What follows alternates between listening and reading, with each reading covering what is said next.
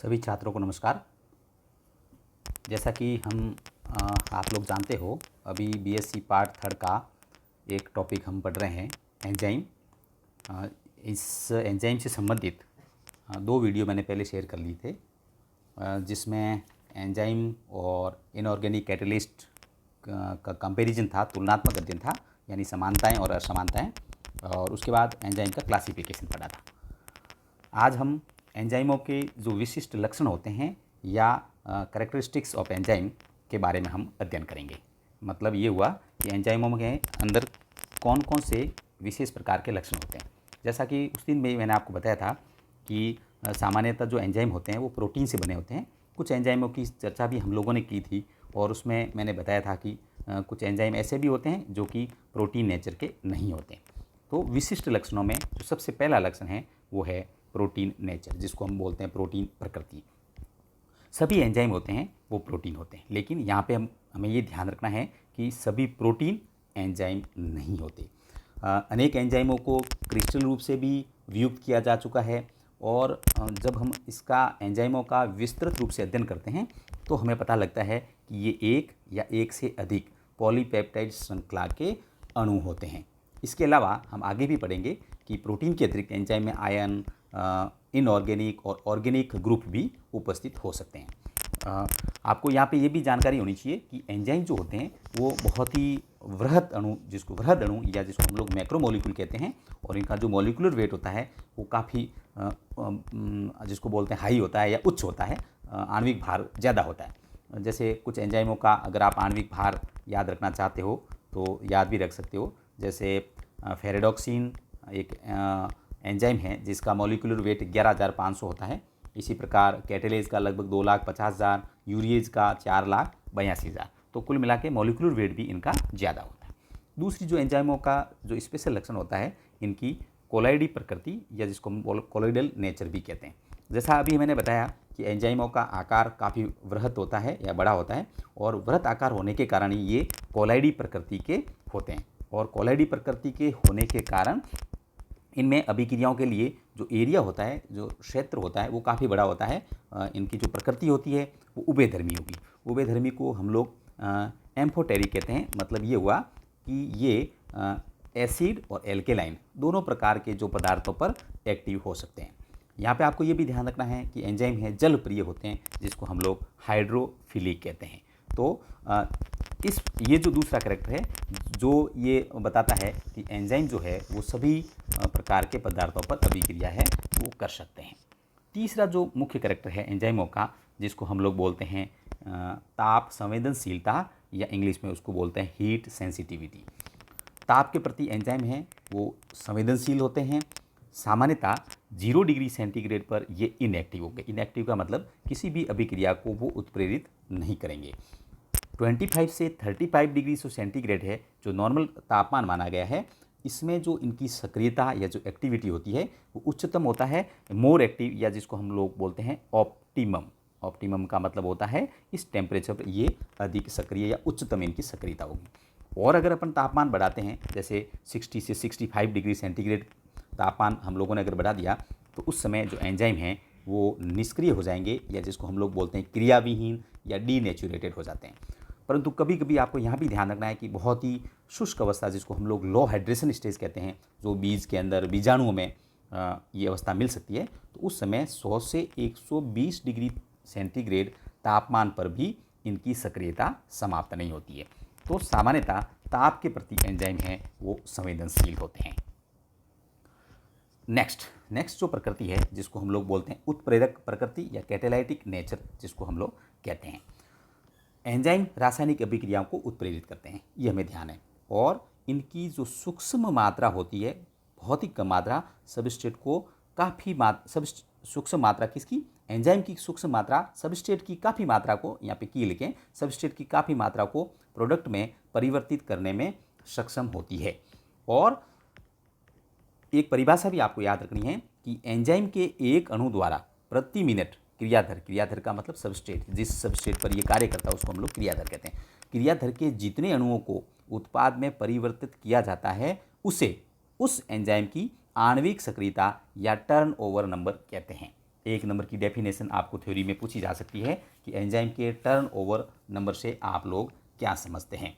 तो यहाँ पे हमें ये ध्यान रखना है कि किसी एंजाइम की जो टर्नओवर संख्या होती है वो उसकी उत्प्रेरण क्षमता का माप होती है। कुछ एंजाइम यहाँ पे दिखा रखे हैं और जिसकी टर्नओवर संख्या दिखा रखी है, जैसे कैटलेज एंजाइम है तो 5 मिलियन जो मॉलिक्यूल होते हैं प्रति मिनट, इस इतने मॉलिक्यूल को कैटलेज एंजाइम है वो उत्पाद में परिवर्तित कर सकता है। इसी प्रकार सुक्रेज एंजाइम जो सुक्रोज पर कार्य करता है उसकी जो टर्नओवर नंबर होते हैं वो 5 होते हैं, और लाइसोजाइम जो एंजाइम है उसका जो टर्नओवर संख्या होती है वो 50, मतलब 50 एंजाइम को 50 सबस्ट्रेट को प्रोडक्ट में बदलने में लाइसोजाइम है वो सक्षम होता है। तो एंजाइम है तो रासायनिक अभिक्रिया की गति को बढ़ाते हैं तथा अभिक्रिया से हमेशा अप्रभावित रहेंगे। ये एक जो फोर्थ कैरेक्टर है जिसको हम लोग बोलते हैं कैटेलिटिक नेचर। अब एक और कैरेक्टर जिसको हम लोग बोलते हैं अभिक्रिया की उत्क्रमणीयता या reversibility of a reaction. Enzyme द्वारा जो उत्प्रेरित अभिक्रियाएं रिवर्सिबल भी होती है, जैसे जिसमें वसा, स्टार्च, सुक्रोज के सिंथेसिस में जिन एंजाइमों की आवश्यकता होती है वही एंजाइम उसके हाइड्रोलाइसिस या हिंदी में हम लोग जिसे अपघटन कहते हैं का भी कार्य करते हैं। मतलब वे एंजाइम जो फेट, स्टार्च और सुक्रोज का सिंथेसिस करेंगे वही इसका अपघटन भी करते हैं। तो ये जो एक कैरेक्टर होता है इसको हम लोग बोलते हैं रिवर्सिबिलिटी या उत्क्रमणीयता। अब अभिक्रिया की जो दिशा है वो अभिकारकों की उपलब्धता, उत्पादों का उपयोग कितना हो रहा है, ऊर्जा कितनी उपलब्ध है या पीएच, इस पर निर्भर करेगा कि वसा, स्टार्च या सुक्रोज का सिंथेसिस होगा या इसका अपघटन होगा। वो आवश्यकता के अनुसार इसमें परिवर्तित होता है। नेक्स्ट जो कैरेक्टर है एंजाइम का जिसके बारे में आपको ध्यान रखना है वो है विशिष्टता, जिसको हम लोग बोलते हैं, इंग्लिश में हम लोग बोलते हैं उसे स्पेसिफिसिटी। ये भी एक काफ़ी इंपॉर्टेंट कैरेक्टर है एंजाइम का, और इसमें से भी आपको थ्योरी के अंदर 1 या 2 नंबर की डेफिनेशन पूछी जा सकती है। सभी एंजाइम होते हैं वो अपनी क्रियाशीलता में विशिष्ट होते हैं। विभिन्न एंजाइम एक ही अभिकारक को विभिन्न उत्पादों में परिवर्तित करते हैं, और इसके अतिरिक्त एक एंजाइम स्पेसिफिक रिएक्टेंट पर कार्य करके उत्पाद बनाता है। अब एंजाइमों की जो विशिष्टता होती है वो कौन कौन सी हो सकती है। सबसे पहली है जिसको हम लोग बोलते हैं एब्सोल्यूट स्पेसिफिसिटी, या हिंदी में हम लोग उसे बोलते हैं निरपेक्ष विशिष्टता। इसमें एंजाइम जब केवल एक विशिष्ट अभिकारक पर ही कार्य करे तो उसे एब्सोल्यूट स्पेसिफिसिटी कहते हैं, निरपेक्ष विशिष्टता कहते हैं। जैसे कुछ एग्जाम्पल है, आप यहाँ देखें यूरिएज। तो यूरिएज जो एंजाइम है सिर्फ इसका जो अभिकारक होगा वो कौन सा होगा, सिर्फ यूरिया होगा, इसके अलावा किसी और सबस्ट्रेट पर ये एंजाइम कार्य नहीं करेगा। इसी प्रकार कुछ और अन्य एग्जाम्पल है जिन एंजाइमों में निरपेक्ष विशिष्टता या एब्सोल्यूट स्पेसिफिसिटी पाई जाती है, उसमें माल्टेज और आर्जिनेज सम्मिलित है। आपको परिभाषा के साथ साथ एग्जाम्पल भी एंजाइमों के याद रखने हैं। नेक्स्ट जो कैरेक्टर है जो एंजाइमों के स्पेसिफिसिटी या जिसे हम विशिष्टता कहते हैं, दूसरा है बॉन्ड स्पेसिफिसिटी, जिसको हिंदी में हम लोग बंध विशिष्टता कहेंगे। इसके नाम से भी पता लग जाएगा कि इसमें जो एंजाइम होते हैं केवल अभिकारक के एक विशिष्ट बॉन्ड के प्रति अभिक्रिया दर्शाते हैं, जो बंध होता है उसी के अंदर। एक एग्जाम्पल यहाँ दे रखा है राइबोन्यूक्लियेज। ये एंजाइम राइबोन्यूक्लियेज ए, ये एंजाइम का नाम है राइबोन्यूक्लियेज ए। ये आरएनए में पिरिमिडिन के 3 एंड पर फॉस्फोडाइएस्टर बॉन्ड है उसी को अपघटित करेगा। आप आरएनए और डीएनए का स्ट्रक्चर साइटोलॉजी में पढ़ोगे तो आपस में फॉस्फोडाइएस्टर बॉन्ड से ये जुड़े रहते हैं, तो पर्टिकुलर उस बॉन्ड पे ही राइबोन्यूक्लियेज एंजाइम काम करेगा और आरएनए के मॉलिक्यूल को तोड़ने का काम करेगा। तो ये क्या हो गया, ये एक प्रकार की बॉन्ड स्पेसिफिसिटी होगी जो कि कुछ एंजाइमों में पाई जाती है। नेक्स्ट जो स्पेसिफिसिटी है वो है आपके ग्रुप स्पेसिफिसिटी, जिसको हम लोग हिंदी में कहेंगे समूह विशिष्टता। ये जो एंजाइम होते हैं क्रियाधर के समूह पर कार्य करते हैं। समूह का मतलब सिर्फ पर्टिकुलर ग्रुप पर ही कार्य करेंगे। अर्थात अपन ये भी कह सकते हैं कि एक एंजाइम एक से अधिक अभिक्रियाओं को उत्प्रेरित कर सकता है। जैसे एक एंजाइम का नाम आप याद रखें, एल्कोहल डिहाइड्रोजिनेज। ये जो एंजाइम होता है ये विभिन्न प्रकार के एल्कोहल पर तथा हेक्सोकाइनेज जो एंजाइम होता है वो विभिन्न प्रकार के शर्करा या शुगर समूह पर कार्य करता है। तो विभिन्न अभिक्रियाओं पर, तो एल्कोहल डिहाइड्रोजिनेज विभिन्न प्रकार के एल्कोहल पर कार्य करेगा। इसके अलावा भी एक विशिष्टता एंजाइमों के अंदर होती है जिसको हम लोग त्रिविम विशिष्टता कहते हैं या स्टीरियो स्पेसिफिसिटी कहते हैं। इसमें जो एंजाइम होते हैं वो क्रियाधर के विशिष्ट त्रिविम समावेवी, जिसको ऑप्टिकल आइसोमर कहते हैं, उस पर ही कार्यरत होते हैं। या मैंने नाम यहाँ लिखना भूल गया, आप इसको याद रखें, stereo specificity, STEREO, stereo specificity. ठीक है, ये जो है ये फोर्थ के अंदर आप इसको याद रख सकते हैं। और अगर आप इसका एग्जाम्पल याद रखना चाहते हो तो एग्जाम्पल आप रख सकते हो एमिनो ऑक्सीडेज। अमीनो ऑक्सीडेज एक एंजाइम है, अमीनो ऑक्सीडेज ये एक एंजाइम है जो कि त्रिविम विशिष्टता के रूप में कार्य करता है। तो एंजाइमों में 4 प्रकार की स्पेसिफिसिटी पाई जाती है जो कि काफ़ी इंपॉर्टेंट है। तो ये जो अपन ने अध्ययन किया एंजाइमों के विशिष्ट लक्षण का, ये था 6 पॉइंट। अब जो 7वां पॉइंट है, 7वां पॉइंट है, वो है पीएच।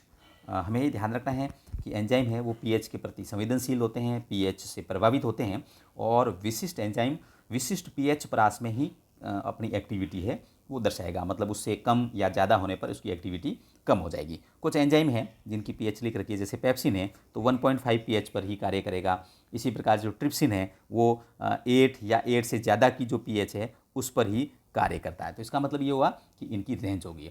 अब पीएच में जो परिवर्तन होता है उसमें एंजाइम प्रोटीन का आयनीकरण और ऊष्मा के प्रति जो एंजाइम की प्रवृत्ति है वो बदल जाती है। तो परिवर्तन होने से अपन ये कह सकते हैं कि एंजाइम है वो क्रियाविहीन हो जाता है। यहाँ पे आपको ये भी ध्यान रखना है कि जो एंजाइम, कुछ पदार्थ ऐसे होते हैं जो एंजाइम की सक्रियता को बढ़ाते हैं, इसके बारे में हम आगे अध्ययन करेंगे, जिन्हें हम एक्टिवेटर या सक्रिय कहते हैं। और ये विभिन्न प्रकार से एंजाइम की सक्रियता को बनाए रखने का कार्य करते हैं। अब जो सक्रिय पदार्थ होते हैं वो एक्टिव साइट होती है, आगे संरचना देखेंगे, जिसको हम लोग सक्रिय एंजाइम का एक जो सक्रिय एंजाइम का निर्माण भी करते हैं। आप सिर्फ ये ध्यान रखें कि ये जो एक्टिवेटर होते हैं वो एंजाइम से मिलकर एक्टिव एंजाइम का निर्माण करते हैं। नेक्स्ट जो कैरेक्टर जो कि हम लोग एंजाइम से संबंधित पढ़ेंगे वो है एंजाइम इनहिबिशन। इसके बारे में थोड़ा आगे अध्ययन और करेंगे हम लोग, लेकिन कुछ कैरेक्टर हम यहाँ पे अध्ययन कर सकते हैं। कुछ ऐसे पदार्थ होते हैं जो एंजाइम की क्रियाशीलता को बाधित करते हैं, उन्हें इनहिबिटर कहते हैं, और ये मुख्य रूप से 2 प्रकार के होते हैं। ठीक है, ये उत्क्रमणीय या प्रतियोगात्मक जिसको बोलते हैं, प्रतियोगितात्मक कहते हैं, जिसको हम बोलते हैं कॉम्पिटेटिव, और दूसरा जो है वो नॉन कॉम्पिटेटिव या अनुत्क्रमणीय। तो आप इसको तो लिख रखें उत्क्रमणीय या प्रतियोगितात्मक, जिसको हिंदी में कहते हैं।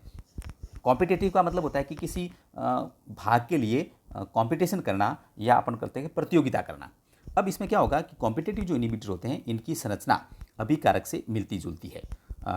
जो भी बाधक तत्व होंगे वो अब मैं आगे डायग्राम से आपको समझाने का प्रयास करूंगा कि किस प्रकार से अभिकारक से उसकी संरचना मिलती जुलती है और किस प्रकार से एंजाइम की एक्टिविटी को बाधित करते हैं। ये कई बार थ्योरी में अंदर क्वेश्चन पूछा गया है, जिससे ये एंजाइम के सक्रिय स्थल पर व्यवस्थित होकर अभिकारक के लिए अनुपलब्ध करा देते हैं। सक्सिनेट डिहाइड्रोजिनेज के लिए मेलोनिक एसिड कॉम्पिटेटिव इनहिबिटर है। इसको समझने से लिए आप ये डायग्राम देखें। आप ये देखें, यहाँ पे एक एंजाइम है, और ये एंजाइम कौन सा है? Succinate dehydrogenase. सक्सिनेट डिहाइड्रोजिनेज ये एक पर्टिकुलर एंजाइम है जिसको कि इस डायग्राम में दिखा रखा है, आप देखें। अब इस एंजाइम के अंदर ये जो साइट है, इस साइट को हम बोलते हैं एक्टिव साइट। मतलब जब अभिक्रिया होगी तो सबस्ट्रेट इस जगह अटैच होगा।